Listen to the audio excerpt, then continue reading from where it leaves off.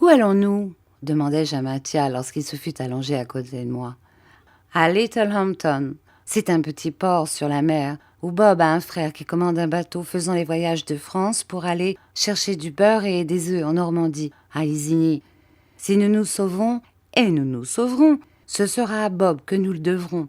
Il a tout fait. Qu'est-ce que j'aurais pu faire pour toi, moi, pauvre misérable ? C'est Bob qui a eu l'idée de te faire sauter du train, de te souffler mon billet, et c'est lui qui a décidé ses camarades à nous prêter ce cheval. Enfin, c'est lui qui va nous procurer un bateau pour passer en France, car tu dois bien croire que si tu voulais t'embarquer sur un vapeur, tu serais arrêté. Tu vois qu'il fait bon avoir des amis. Et Capi, qui a eu l'idée de l'emmener ?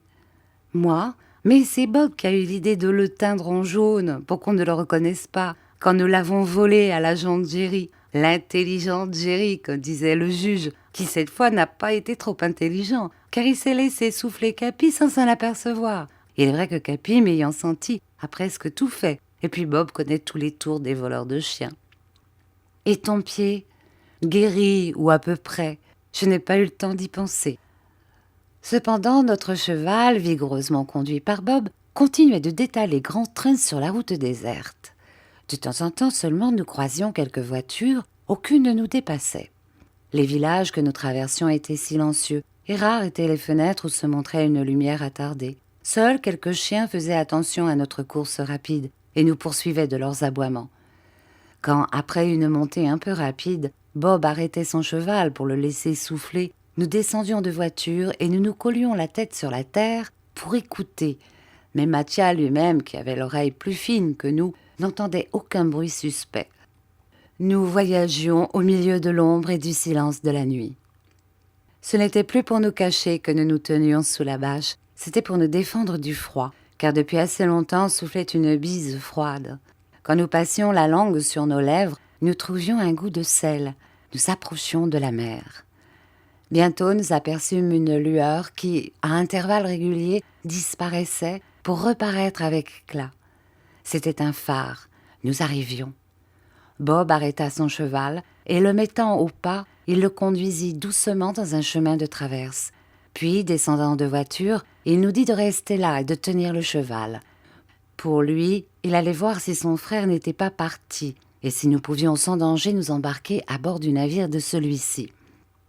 J'avoue que le temps pendant lequel Bob resta absent me parut long, très long.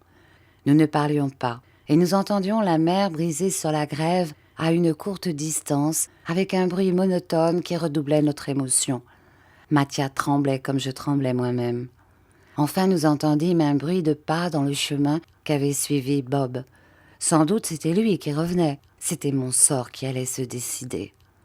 Bob n'était pas seul. Quand il s'approcha de nous, nous vîmes que quelqu'un l'accompagnait. C'était un homme vêtu d'une vareuse en toile cirée et coiffé d'un bonnet de laine. « Voici mon frère, dit Bob. Il veut bien vous prendre à son bord. Il va vous conduire, et nous allons nous séparer, car il est inutile qu'on sache que je suis venu ici. » Nous suivîmes le frère de Bob, et bientôt nous entrâmes dans les rues silencieuses de la ville, puis après quelques détours, nous nous trouvâmes sur un quai, et le vent de la mer nous frappa au visage. Sans rien dire, le frère de Bob nous désigna de la main un navire gréé en sloop. Nous comprîmes que c'était le sien. En quelques minutes, nous fûmes à bord. Alors, il nous fit descendre dans une petite cabine.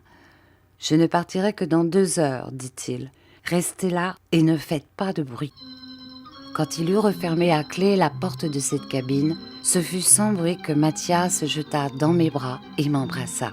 Il ne tremblait plus.